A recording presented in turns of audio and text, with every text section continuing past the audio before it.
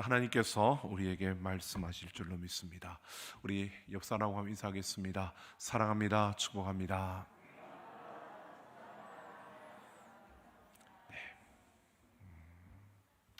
오늘 항상 감사하라라는 제목으로 함께 할 텐데요. 오늘 우리가 15절 말씀부터 시작되는데 짧게 19절, 20절 말씀만 제가 읽었습니다. 우리 15절부터 보면 15절에서 17절까지를 보면 그런즉 너희가 어떻게 행할지를 자세히 주의하여 지혜 없는 자같이 하지 말고 오직 지혜 있는 자같이 하여 세월을 아끼라. 때가 악하니라. 그러므로 어리석은 자가 되지 말고 오직 주의 뜻이 무엇인가 이해하라. 이 부분을 가지고 제가 설교를 한번 했기 때문에 그냥 넘어가려고 그냥 이 부분을 한마디로 말하면 이렇게 말씀드리고 싶습니다. 세상에서 주의 뜻이 무엇인지 이해하고 살아가는 것, 이것이 지혜로운 자다라고 하는 겁니다. 여러분, 우리가 세상을 살아가면서 정말 지혜롭다라고 하는 것은 내 삶에 하나님의 뜻이 무엇인지를 이해하고 그 뜻을 따라서 살아가는 게 지혜로운 자다라고 하는 겁니다. 이 말은 우리에게 이렇게 묻고 있는 겁니다. 주의 뜻을 이해하려면 어떻게 해야 하느냐? 이것을 아느냐? 이것을 안다면 너희는 지혜로운 자다라고 하는 겁니다. 여러분, 주의 뜻을 이해하려면 어떻게 해야 될까요? 원래 가만히 있는 게 2등 하는 거 맞는데 주의 뜻을 이해하려면 어떻게 해야 될까요? 이 부분에 대해서 오늘 18절에서 그 답을 친절하게 해주고 있습니다. 18절을 보면 술 취하지 말라. 이는 방탕한 것이니 오직 성령으로 충만함을 받으라. 그러니까 우리가 주의 뜻을 이해하려면 어떻게 해야 되느냐? 성령의 충만함을 받으면 된다라고 이렇게 말하고 있습니다. 여러분, 성령으로 충만함을 받으면 하나님의 뜻이 어디 있는지, 하나님의 뜻이 무엇인지 이해하고 살아가는, 그러니까 지혜로운 자는 어떤 사람이냐? 성령으로 충만한 사람. 여러분, 우리는 예수 그리스도를 믿음으로 내가 예수님의 자녀임을, 예수님이 나의 구세주임을 고백하는 그 믿음으로 우리는 구원을 받았고요, 구원받는 그 순간에 성령님께서 우리에게 임하셨습니다. 성경의 사도행전의 초대교회 시절에는 성령이 불같이 임하는 그런 사건을 통하여서 그때부터 예수님이 승천하신 후에 그 성령의 강림이 있은 이후부터 성령의 역사가 나타나기 시작했지만 그 이전에도요, 하나님의 영이 임하는데, 그런데 그 이전에는 그들 안에 거주하고 계속 함께 머물지는 않았습니다. 그런데 예수님께서 이 세상을 떠나 승천하시면서 그 성령님을 우리에게 보내주신 이후로는 이 성령님이 우리 안에 거하고 있는 겁니다. 그래서 우리 안에 성령님이 계신 줄로 믿습니다.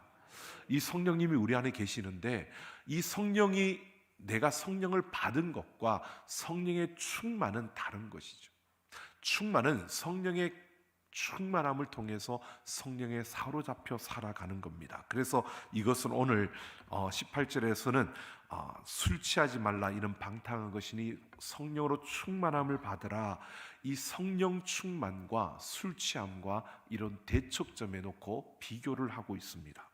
여러분, 술 취함을 세상의 특징이라고 한다면 바로 우리 믿음, 신앙을 가진 이들의 특징은 성령의 충만이다, 이렇게 말하고 있는 겁니다. 여러분, 취한다는 것, 이것은 다른 힘에 완전히 의존한다는 의미를 가지고 있는 겁니다.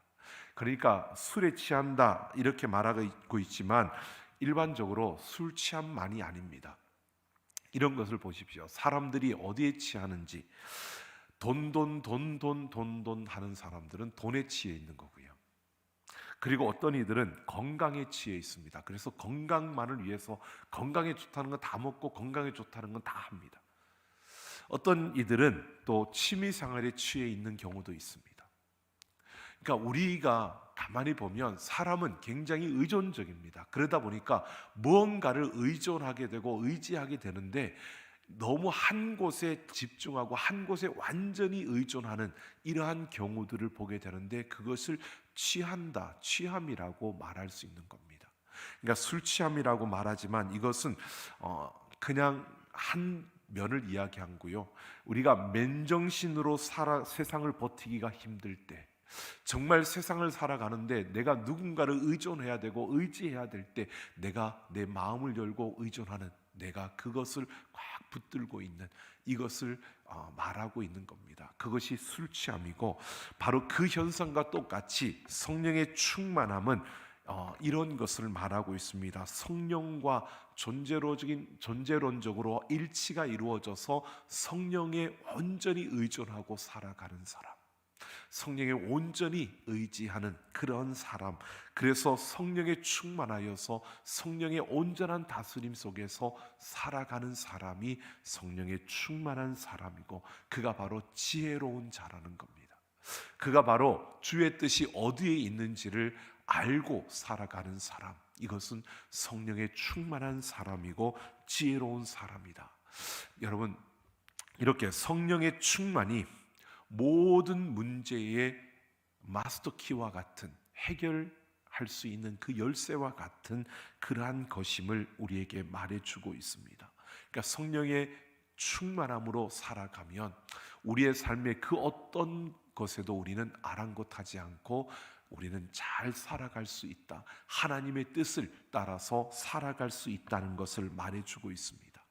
자, 그러면서요, 오늘 바울은 이 성령의 충만함이 실제 삶에서 어떻게 나타나느냐라는 것을 두 가지로 설명해 주고 있습니다. 그러니까 내가 성령 충만하다는 것을 어떻게 알 수 있느냐?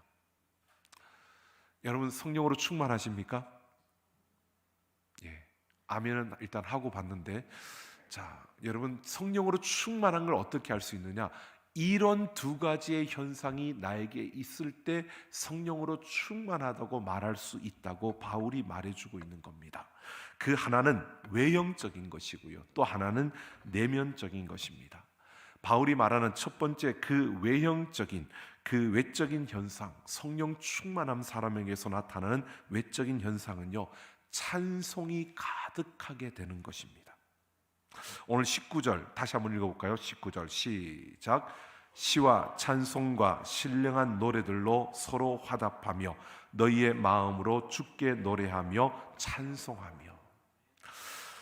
그러니까 성령으로 충만한 사람은 이렇게 하나님 앞에서 찬송이 가득하는, 하나님을 찬양하는 찬양이 가득한 사람, 그가 성령으로 충만한 사람이라고 말합니다. 19절에서 우리 시와 찬송과 신령한 노래들로 서로 화답한다라고 했는데, 여기에서 시와 찬송과 신령한 노래, 그 당시에는 하나님을 찬양하고 높이는 그러한 단어, 어휘 중에 그 대표적인 단어가 시와 찬송과 신령한 노래라는 이 단어였습니다.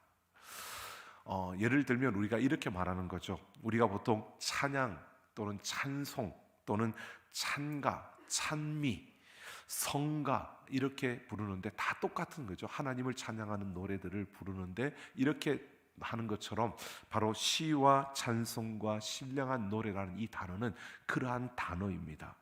물론 이 에베소서를 강의한 많은 목사님들의 책들을 제가 보면서 보면 이 시와 찬송과 신령한 노래를 각각 특징적으로, 시는 이런 거다, 찬송은 이런 거다, 신령한 노래는 이런 거다, 그리고 막 구분 지어 놓은 것을 보았는데 저는 그렇게 보고 싶은 생각은 없고요. 특별히 어떤 분들은 이렇게 이야기합니다. 이 신령한 노래를 영적으로 특별한 상태에서 부르는 방언 찬양이다, 이렇게 또 이야기를 하는데 그것에는 제가 동의한다 안 한다 이걸 떠나서 저는 이 세 단어를 그렇게 해석하고 싶지는 않고요.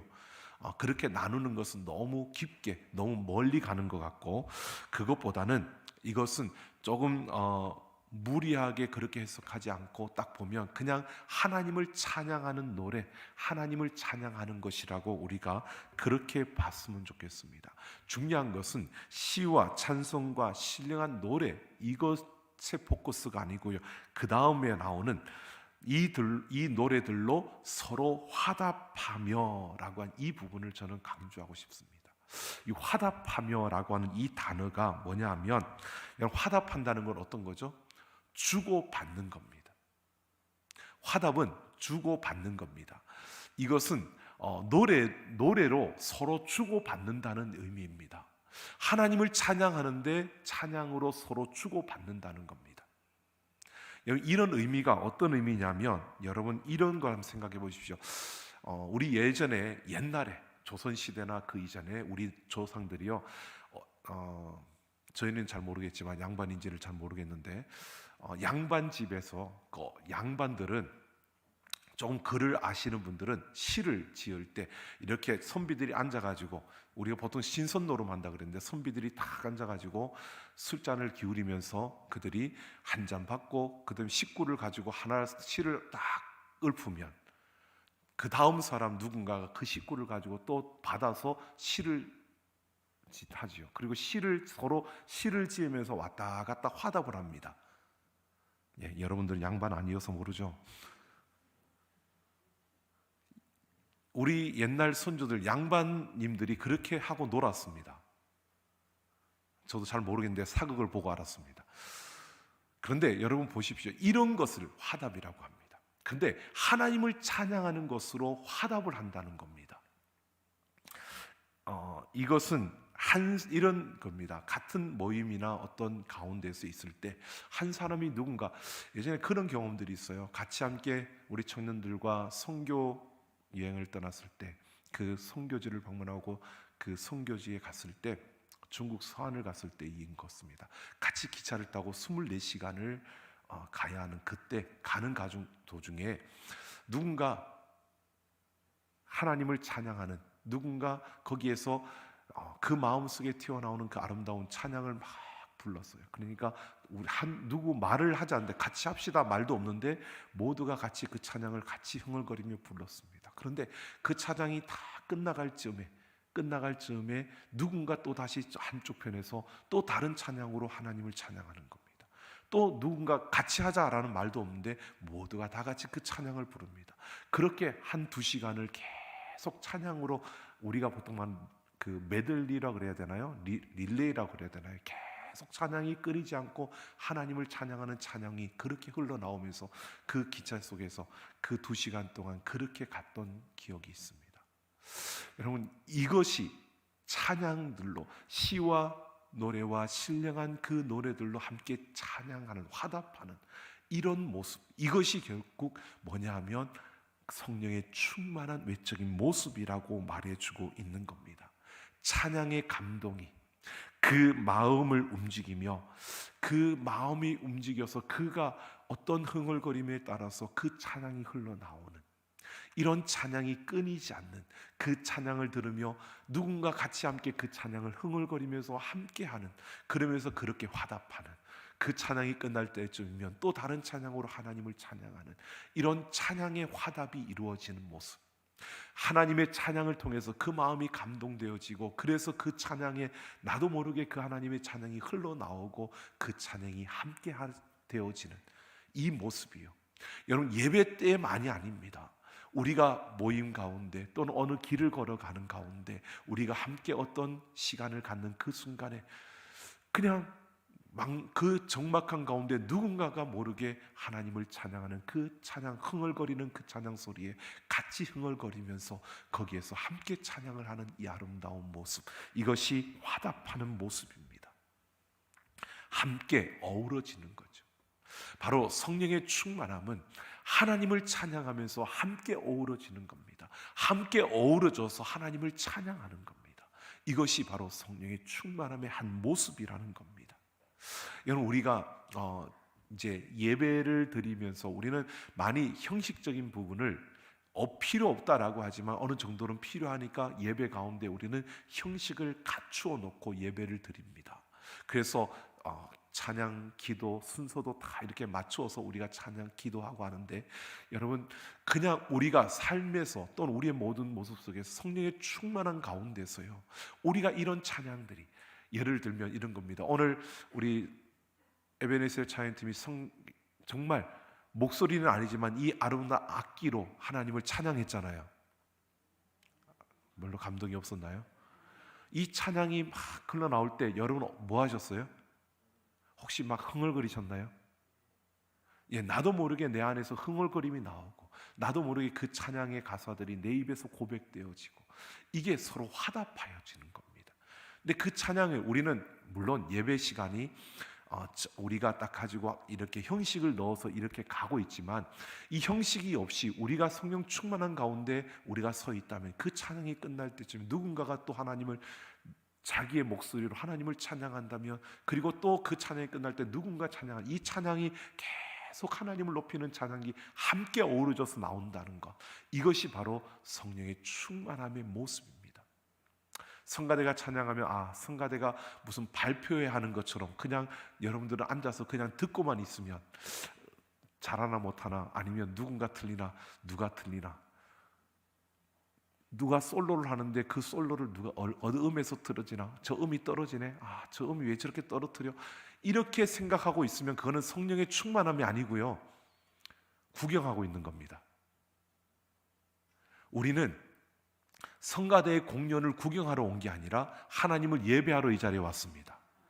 그러니까 이 성가대가 우리를 앞서서 하나님을 찬양하면 우리도 그 마음으로 같이 함께 그 찬양에 화답을 하는 겁니다. 그 찬양에 함께 기뻐하며 우리가 그 찬양을 기뻐하며 그 찬양에 함께 흥얼거리는 이것이 바로 여러분 우리가 화답하는 모습이고 그의 성령의 충만한 모습입니다. 그래서 지금 우리는 이렇게 형식을 가지고 있지만 제가 미국에서 한 교회를 방문했을 때요 처치 언 더 웨이라는 그 교회를 갔을 때 흑인들의 교회입니다. 거기는 이런 형식이 거의 없습니다. 성령의 감동대로 하는데 막 찬양을 하다가 갑자기 누군가가 저쪽에서 손을 바짝 들고 우리 이것을 위해서 기도합시다 그러면 또 다 같이 막 그걸 위해 기도합니다. 그리고 저쪽에 또 찬양이 막 나오면 그 찬양을 또 함께 막 부릅니다. 물론 그 예배 시간이 1시간이 아니라 2시간 더 넘어갑니다. 그러니까 그 자유로움 가운데 성령의 역사하심 속에서 그들이 충만함 가운데 예배를 드리는 이러한 모습도 제가 경험해보고 봤는데요. 이런 것들이 바로 성령의 충만함을 보여주는 그 한 모습이라는 겁니다. 성령의 충만하면 이런 화답함이 주어집니다. 때로는 이런 경우들도 있습니다. 저희 가정에서도 제 아내가 가끔 이제 청소를 할 때 또는 설거지를 할 때 가끔씩 이렇게 스마트폰에 유튜브에 찬양을 틀어놓습니다. 그러면 저도 제 방에 있다가 그 음악이 그 찬양이 들려지면 저도 모르게 그 찬양을 부르면서요 나가서 어떨 때는 제가 묻습니다. 이 누구냐고, 이 찬양 부르는 사람 누구냐고. 왜? 너무 아름답게 들려서 막 너무 아름답게 들리고 너무 찬양이 좋아서 누구냐고. 물론 우리 교회는 아닙니다. 근데 누구냐고 묻기도 하고요. 그리고 함께 그 찬양에 흥얼거리는 그 시간들이 있습니다. 이런 여러분 그러한 한 부분들이 결국 내 안에 성령으로 충만한 그러한 모습임을 보여주는 그러한 장면이라는 겁니다. 이렇게 성령으로 충만할 때 이런 찬양으로 화답하게 되고요. 마음의 노래와 찬송이 가득하게 된다는 겁니다. 여러분 우리가 뭔가 기쁘고 충만할 때 여러분 성령으로 충만해지면요 길을 가면서도 나 혼자 내 마음에서 이 찬양이 막 넘치는 겁니다. 찬양을 듣고 싶고 그리고 그 찬양을 들으면서 흥얼거리고 이것이 결국 우리의 성령의 충만함의 표시라는 겁니다. 나는 찬양을 잘 못하는데 여러분 저도 못합니다. 그래서 항상 제가 박자가 늦게 들어가는 게 다른 사람 부르는 거 보고 따라 들어가기 때문에 늦습니다. 나이가 들어가면서 더 그런 것 같아요. 나이가 들으니까 자꾸 박자감이 늘어져요. 잘 모르시죠? 자기는 괜찮다고 하지만 옆에서 들어보면 다 느려져요. 그런데 죄송합니다. 다 그렇습니다. 인정을 해야 돼요. 인정 안 할 수 없어요. 제가 우리 양찬호 장로님 찬양 진짜 잘하시거든요. 잘 모르시나요? 진짜 찬양 잘하십니다. 목소리 너무 좋으세요. 근데 이제 나이가 드시니까 박자가 조금씩 늘어지시더라고요. 그건 어쩔 수 없습니다. 근데 찬양은 지금도 목소리가 너무 좋으세요. 근데 우리가 항상 생각해 보면 그런 것 같아요. 우리가 항상 우리의 모습 속에서 그냥 그 박자 좀 틀려도 괜찮습니다. 우리 음정이 좀 틀리면 어떻습니까? 내 마음에 하나님을 향한 찬양이 가득해서 이게 차고 넘치면 이게 성령 충만한 모습입니다. 여러분, 날마다 우리의 마음 속에서 찬양이 흘러 넘쳐서 흥얼거리며 살아가는 우리가 되기를 원합니다. 뭐 유행가만 부르지 말고요, 어떤 분은 유행가만 열심히 잘 부르는 분이 있어요. 저는 우리 장로님 중에 노래를 그렇게 잘하는 줄 몰랐어요. 옛날에 제가 우리 장로님들 모시고 저 백두산 갔을 때 북한 식당을 갔는데 그 노래가 나오는데 그걸 마이크를 잡고 열심히 잘 부르시더라고요. 근데 나는 노래를 그렇게 잘하는 줄 몰랐어요. 왜? 찬양할 때 저는 잘 안 들려서.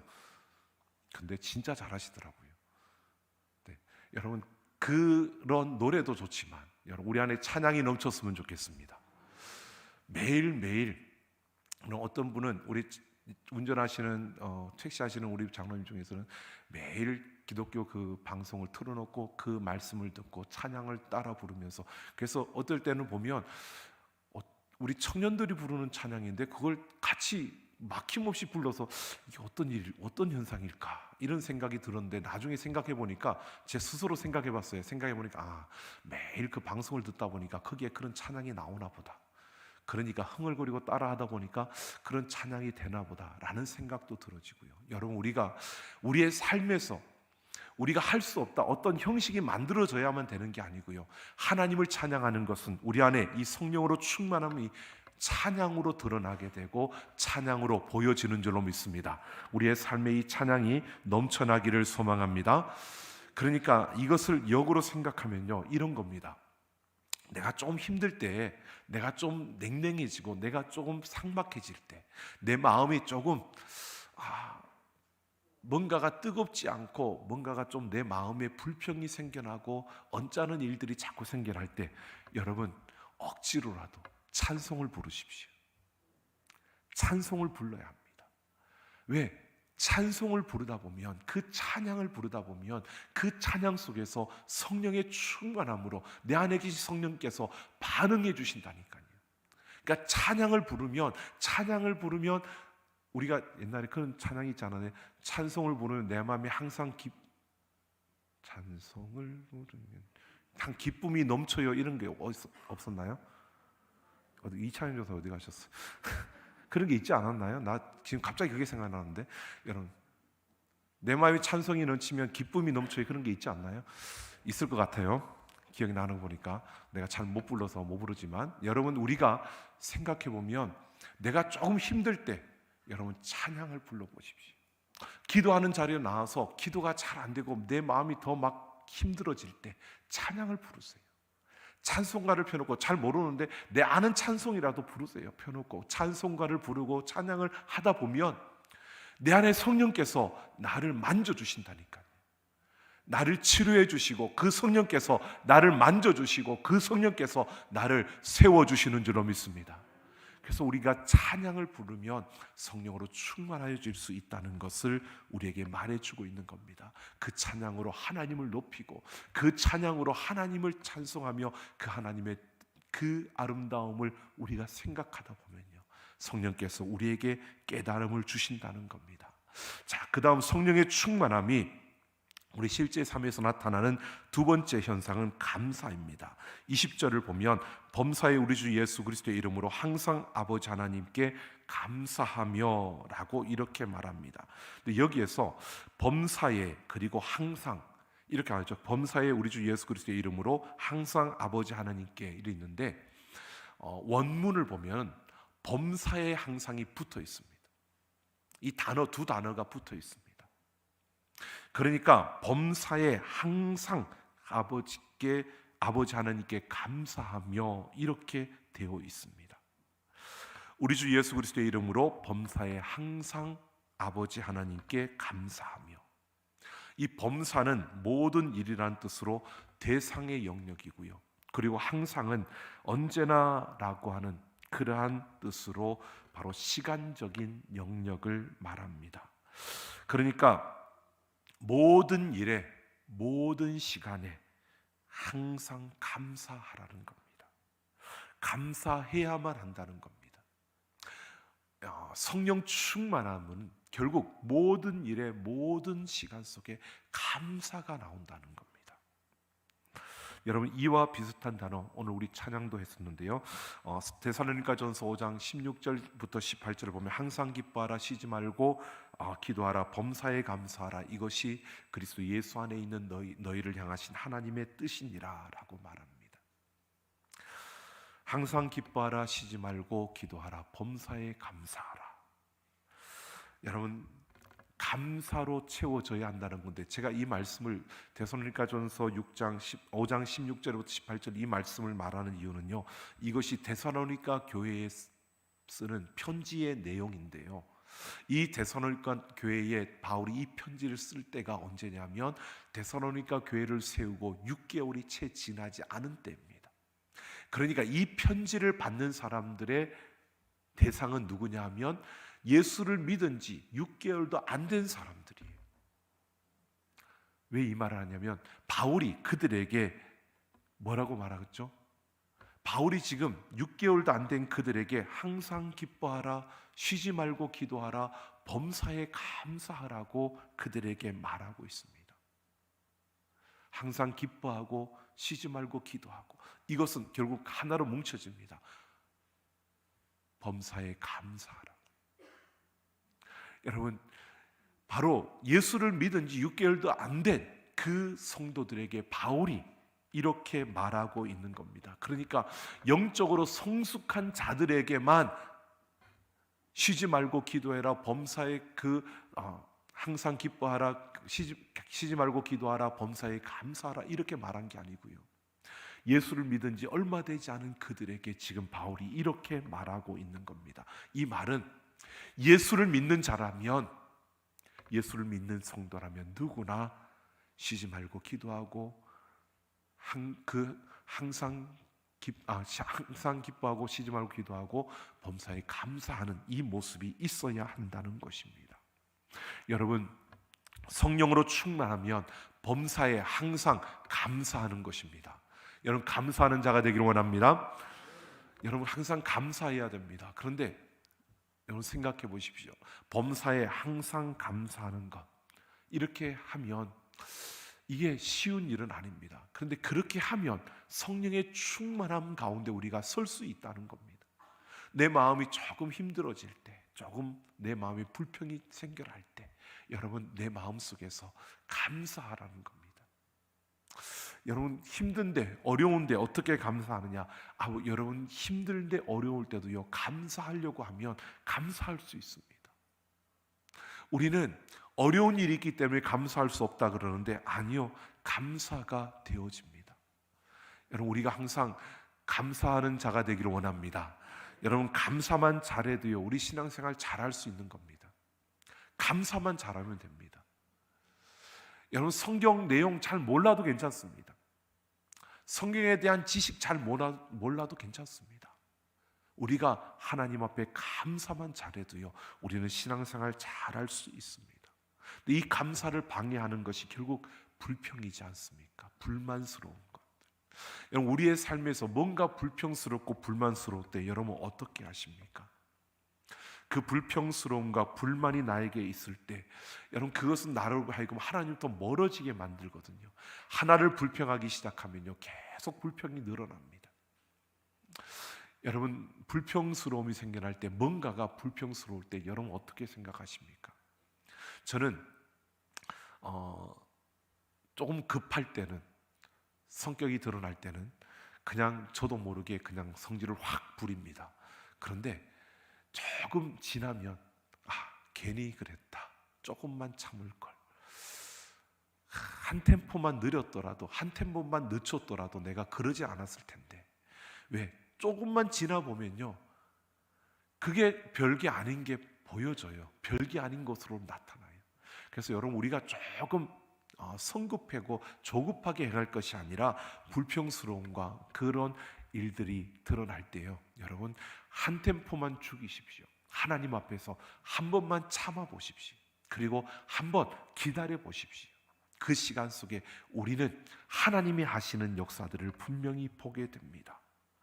여러분 우리가 이것을 분명히 보아야 합니다. 정말 우리의 삶에서 매일 행복하면 참 좋은데, 매일 감사할 수 있으면 좋은데, 여러분 감사하지 못할 수 있는 그런 날들이 있잖아요. 감사할 게 없다라고 생각이 들어지는. 그런데요, 우리의 시선만 조금 바꾸면 감사할 것들이 보여집니다.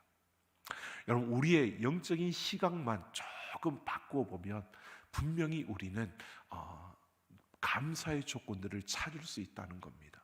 저는 그래서 이 성령 충만함의 이 찬양과 감사가 저는 우리의 영적인 시각을 바르게 잡아주는 것이다 라고 이렇게 말씀드리고 싶습니다. 우리의 영적인 시각을 바르게 잡아주는 것이 바로 이 찬양과 감사입니다. 그러니까 여러분, 찬양과 감사가 넘쳐나면 우리의 영적인 시각이 바로 되어집니다. 여러분, 사진 찍는 거 좋아하십니까? 제가 사진을 찍으면 제가 제 아내한테 많이 혼이 납니다. 왜 여백을 이렇게 많이 두고 찍느냐고, 왜 다리를 이렇게 짧게 만들어 놨느냐고. 제가 찍는 각도가 그런 겁니다. 그런데 저도 놀라운 것이요, 어떤 사진을 보면요, 다리가 굉장히 길어 보여요. 어떤 사진을 보면 내 얼굴이 굉장히 잘 나온 것 같아요. 지난번에도 우리 집사님 중에 한 분이 제가 강대상에서 이렇게 설교하는 모습을 사진을 찍어서 저한테 보내주셨어요. 근데 그게 2층에서 찍었다고 했는데 각도가 얼마나 잘 나왔는지 너무 제가 봐도 잘생기게 보이더라고요. 내가 아닌 것 같아요. 그래서 얼른 제가 카톡 푸사에다 올렸거든요. 그랬더니 제 아내가 그걸 왜 올리냐고 해서 내가 봐도 잘생겼어. 그런 각도에서 찍은 그게 너무 잘 찍으셨어요. 그래서 제가 그걸 아직도 가지고 있습니다. 누군가 사진을 보내달라 그러면 제가 그 사진을 보내려고. 그래서 제가 이런 거구나, 이게 각도에 따라서 사람의 모습이 달라지는구나 라는 생각이 딱 들고요. 그거에 따라서 왜 사진이 아무리 발달하고 기술이 그 카메라 기능이 좋아져도요, 결국 그 각도에 따라서 보여지는 모습이 다른 겁니다.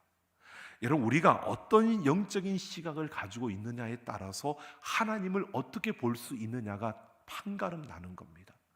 여러분, 똑같이 신앙생활하고 똑같이 달려가는데 하나님을 삐딱하게 보는 사람이 있고요, 하나님을 바르게 보는 사람이 있고요, 하나님을 정말 어떤 하나님을 보느냐, 하나님을 어떻게 보십니까? 여러분, 하나님을 보면서 하나님 정말 그 보름달처럼 둥근 풍성한 하나님으로 보는 사람이 있는가 하면, 어떤 사람은 그 초생달이라 그러나요? 그처럼 하나님은 조금 나에게는 어떨 때는 좀 너무 못하시는 것 같아, 누구한테는 잘하는 것 같은데, 이렇게 보는 사람도 있고요. 왜 그럴까요? 하나님을 바라보는 시각의 차이인 겁니다. 똑같이 신앙생활하지만 하나님을 바로 볼 수 있는 그 시각, 영적인 시각이 바로 되어 있지 않으면 하나님을 그렇게 볼 수밖에 없는 겁니다. 많이 안다고 그런 게 아닙니다. 결국 찬양과 감사는 성령의 충만함으로 우리가 찬양하고 감사하는 것이 우리의 삶에 넘쳐나면 우리 영적인 시각이 바로 잡아지는 겁니다. 그래서 하나님을 바르게 볼 수 있고요, 그 하나님을 볼 수 있도록 잘 고정시켜 줄 수 있는 그런 시각을, 그런 시선을 우리에게 갖게 해주는 겁니다. 여러분, 그런 올바른 정말 좋은 시선으로 하나님을 바라보면 그 하나님이 어떻게 보일까요? 그 하나님이 어떻게 보일까요? 제가 몇 주 전에 이야기했는데 하나님 어떠시다고요? 좋으신 하나님. 좋으신 하나님으로 여러분 보여지십니까? 여러분, 좋으신 하나님으로 보여지십니까? 그러면 성령 충만함으로 바르게 해서. 근데 어떨 때는 좋으신 하나님으로 보여지는데 좋으신 하나님 안 보여질 때, 여러분, 그때는 찬양과 감사가 필요할 때입니다. 그때는 찬양과 감사가 필요할 때입니다. 찬양과 감사로 우리의 시선을 고쳐야 됩니다. 우리의 시각을 고쳐야 됩니다. 그래서 좋으신 하나님을 여러분이 볼 수 있을 때, 찬양과 감사로 우리의 시각을 바로 세워서 하나님을 바르게 보면 그 좋으신 하나님, 그 하나님을 볼 수 있습니다. 그러면 그 삶에 어떤 내가 생각했던 일들이 아니라 정말 난감한 일이 앞에 펼쳐질 때, 여러분, 이 찬양과 감사로 그 하나님을 보는 시각을 바로 해서 좋으신 하나님을 볼 수 있으면요, 우리는 그 순간에 그래, 이 과정은 뭔가 내가 훈련되어져야 되고 뭔가 내가 필요한 것이 있으니까 이 과정을 거치게 하는 거야. 그러나 그 나중은 반드시 하나님께서 나에게 좋은 것으로 주실 거야. 이렇게 바라보게 되는 줄로 믿습니다.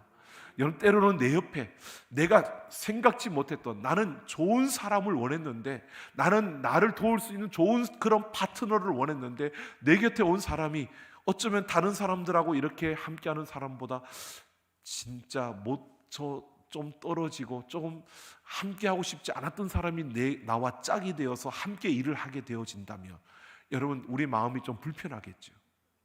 내가 손해본다는 생각이 들겠죠. 그런데 결코 아닙니다.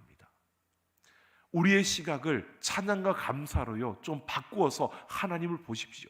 좋으신 하나님이 딱 보여지면요, 아 그래, 이 사람을 붙여서 이 사람과 함께하는 가운데서 우리가 더 좋은 일들을 이루어서 나타낼 때 하나님은 나를 더 높여주실 수 있겠구나. 또 이것을 통해서 하나님은 나에게 필요한 뭔가를 채워주셔서 우리에게 좋은 것을 주시겠구나. 이것을 우리가 볼 수 있고 그것을 기대할 수 있게 되는 겁니다. 여러분, 우리에게 그 결과를 우리가 모르지 않습니까? 하지만 그 결과를 우리가 모르지만 분명한 것은 하나님이 우리를 좋게 하시지 우리를 나쁘게 하지 않는다는 겁니다. 우리가 찬양과 감사로 우리의 시각을 바꾸어서 하나님을 바르게 보면 우리는 바로 이런 일들이 보여지게 되는 겁니다. 그래서 하나님을 신뢰하게 되고요, 그래서 하나님을 더 의지하게 되고요, 그래서 하나님 앞에 우리는 더욱더 나아가게 되는 겁니다. 여러분, 우리는 항상 그런 것 같아요. 어떤 시험을 앞두고 있든지 어떤 큰 프로젝트나 어떤 일들을 앞두고 있으면 우리의 마음이 조급해집니다. 그러면서 우리는 그 일에 우리가 초점을 두게 되죠. 그 일을 위해서 열심히 해야죠. 하지만 내가 열심히 하는 가운데 하나님이 나와 함께하는 그러한 시간 속에 내가 열심을 행할 때에, 여러분, 우리는 그 결과를 우리가 노심초사하는 게 아니고요, 그 과정 속에서 하나님과 함께하는 겁니다. 그런 과정 속에서 하나님과 함께 가는 그 순간순간을 통해서요, 오늘 우리에게 더 아름다움이 펼쳐지는 겁니다. 제가 이번 주간에 함께했던 그 장로님이 한 분 계셨는데, 그 장로님께서 이런 이야기를 하는 거예요. 자기는 그 장로를 임직 받을 때 그 교회에서 투표를 떨어졌대요.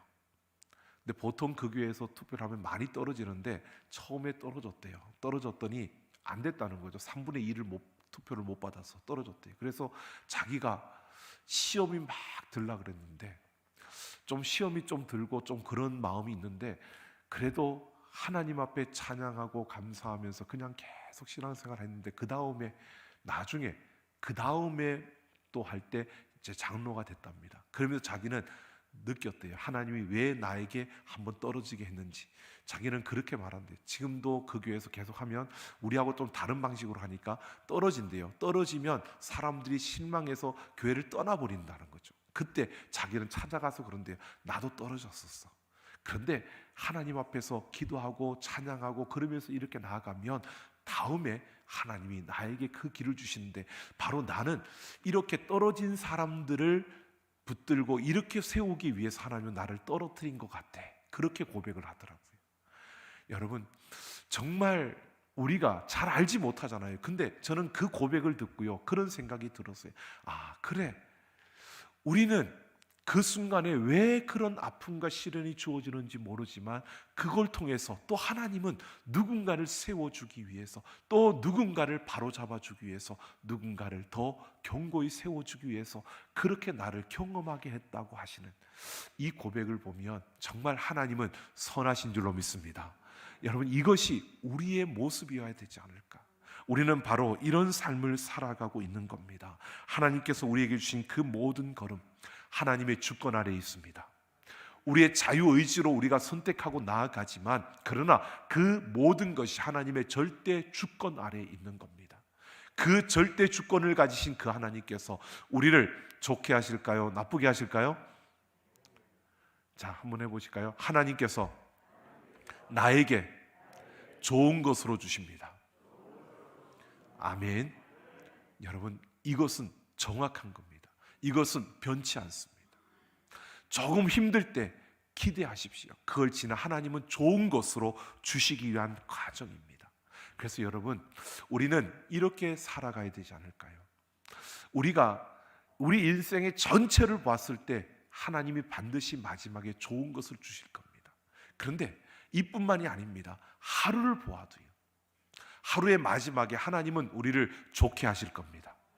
우리가 어떤 일을 할 때 그 마지막 순간에 분명히 좋게 하실 겁니다. 그러니까 우리는 어떤 과정을 가더라도요, 결국 선하게 하실 하나님을 바라보면서 찬양과 감사로 나아가는 우리가 되기를 원합니다. 그래서 매일매일, 여러분, 좀 힘겨울 때, 조금 어려울 때 아픔이 없을 수는 없지 않습니까?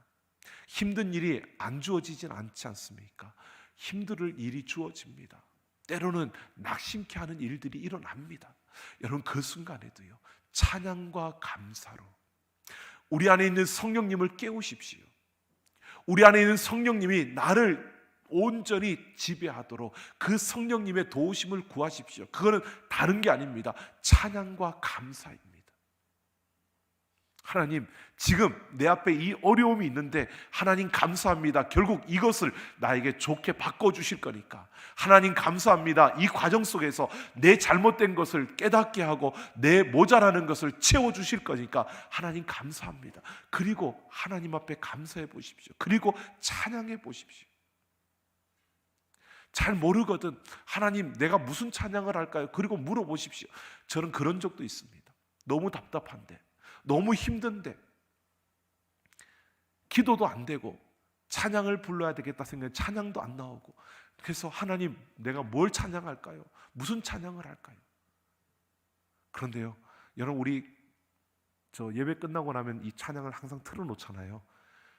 음악을 틀어놓잖아요. 근데 그 음악에 나오는 그 찬양이 그냥 안 되니까 그거라도 따라 부르려고, 가사는 잘 모르니까 그냥 흥얼흥얼 음을 따라 흥얼흥얼. 근데 그러다 보니까요, 내 안에서 성령께서 역사하시는, 나도 모르게 찬양이 터지고 기도가 나오고 그리고 회개가 나오고 눈물이 나고요. 여러분, 우리 안에 이런 찬양과 감사가 넘쳐나기를 원합니다. 그 순간에 하나님이 우리를 깨워주시고 우리에게 충만함으로 우리에게 역사하시는 겁니다. 여러분, 우리의 삶의 모든 순간순간마다 이 찬양과 감사로 하나님을 높이며 그 하나님과 함께 하루하루 매일매일을 그렇게 매듭지으며 살아가는 우리 인생, 항상 좋은 것을 기대하며 하나님과 함께 달려가는 우리 모두가 되기를 예수님의 이름으로 축원합니다.